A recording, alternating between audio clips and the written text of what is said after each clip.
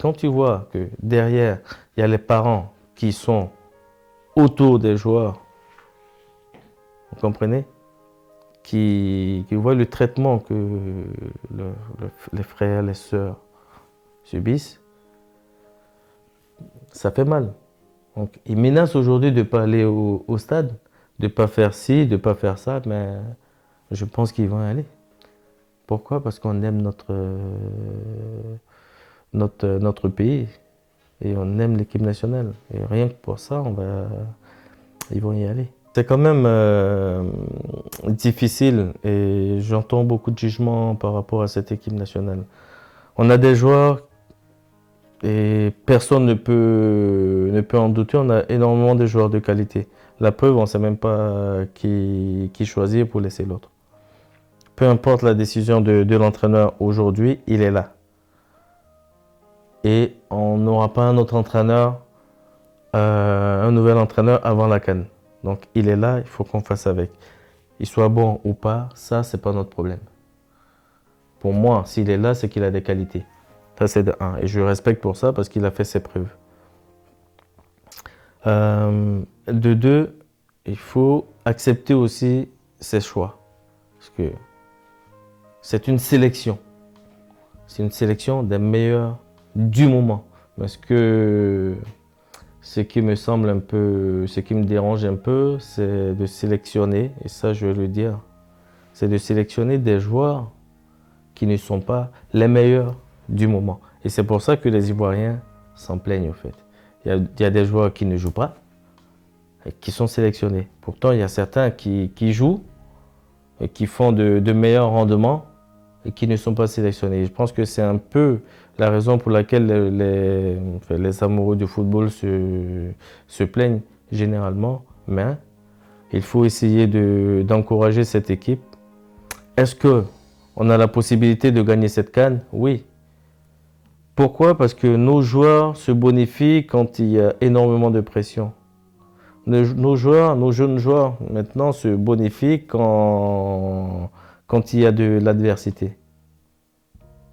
Après, il y a quelques petites différences, enfin, il y a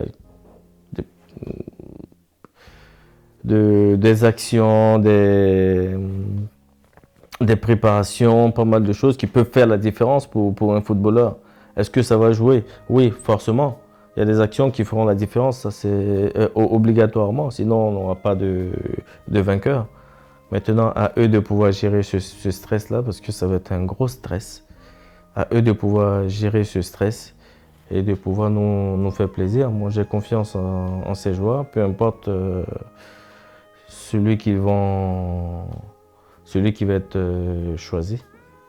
Ils ont tous des qualités, mais on peut être heureux parce qu'ils sont pour la plupart en train d'être très bons individuellement au niveau de leur club respectif. C'est de bon augure, tant mieux pour nous. Tant pis pour les autres nations, je dirais. Mais il faut essayer de voir les choses d'une autre façon. Là, on est là, encourageons notre équipe à pouvoir gagner la CAN. Le linge sale, comme on le dit, ça se lave en famille. On réglera les problèmes après. Si ça passe, tant mieux. On sera tous contents. Si ça passe pas, on va régler ce qu'il y a à régler après. Je peux comprendre s'ils sont capables de le faire. En parlant de l'Arabie Saoudite. L'Arabie Saoudite est capable de payer un joueur 1 milliard ou même 1000 joueurs à 1 milliard. Ça va rien enlever à leur budget. Pourquoi ça se fait? Je comprends très bien. Et c'est une manière de pouvoir développer leur football, de un, de pouvoir montrer aux yeux du monde entier que l'Arabie Saoudite existe au niveau du football aussi, et c'est de faire la promotion du football saoudien, de faire la promotion de la ligue. Donc, qui de mieux que d'inviter les meilleurs du moment, enfin les meilleurs du moment, les joueurs qui ont eu les grandes stars, on va dire. Cristiano est parti, tout le monde était en train de dire ouais, c'est parce qu'il est vieux, c'est parce qu'il est ci, il est parti. Mais aujourd'hui, malheureusement pour certains, il continue à marquer, même si c'est plus peut plus faire ce qui est normal, il peut plus faire les courses comme avant. Mais il y a eu aussi d'autres joueurs de renom qui ont suivi. Est-ce qu'ils vont continuer? Je pense que oui, mais ça permet aujourd'hui, l'Arabie Saoudite est encore aujourd'hui sous le soleil, tout le monde en parle. Et je pense qu'il ne faut pas regarder tout l'argent qu'ils sont en train d'enlever, mais l'Arabie Saoudite est aujourd'hui en train de faire la promotion de son pays et surtout à travers le football. C'est ce qu'il faut regarder. Je pense qu'à un moment donné, au Qatar, il y a eu Romario qui est parti aussi. Romario, je pense qu'il avait un peu plus de 40 ans quand il est parti. Je me souviens parce que j'y étais, il faisait que marcher sur le terrain.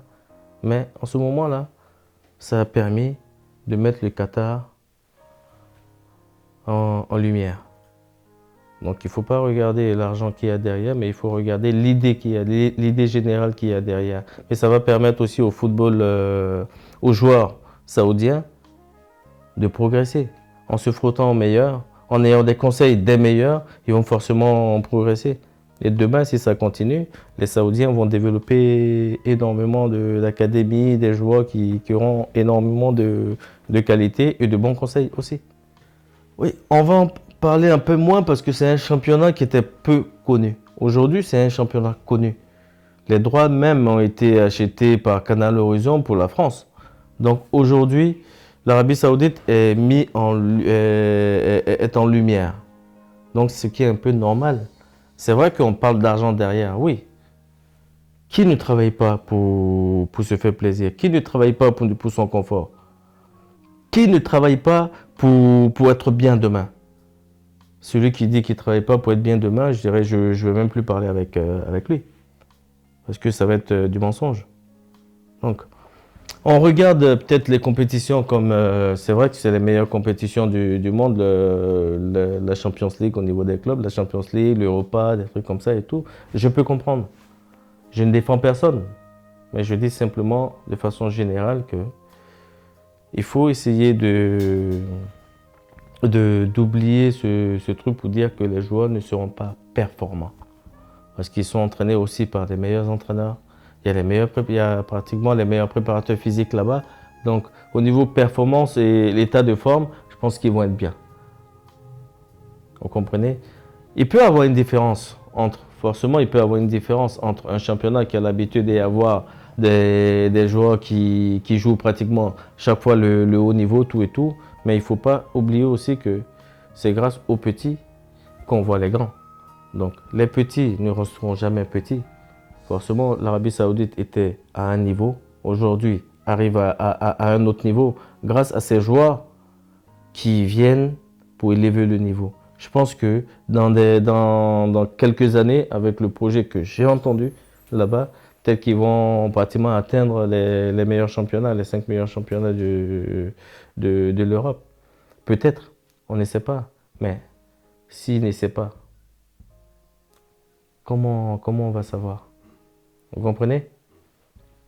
Et malheureusement, ils mettent les moyens, enfin, heureusement ou malheureusement, ils mettent les moyens, tout le monde voit l'argent devant, ils mettent les moyens pour pouvoir y arriver en prenant des joueurs. Mais il faut savoir aussi que le football aujourd'hui est on recrute des joueurs de plus en plus jeunes. Avant, à 15, 16, 17 ans, on te disait il faut attendre encore un peu, quoi. Aujourd'hui, on recrute de plus en plus jeunes. Et à partir de 25, 26 ou 27 ans, on pense que tu es vieux. Avant, à 25, 26, 27 ans, c'était l'âge mature du football où tu avais les meilleurs rendements. Et on pouvait arrêter à 40 ans comme Cristiano, 38, 30, 40 ans comme Cristiano est en train de faire. Mais aujourd'hui, à partir de 27 ans, tu vas commencer à penser à aller dans un endroit où tu vas récupérer beaucoup plus d'argent pour pouvoir filer tranquillement.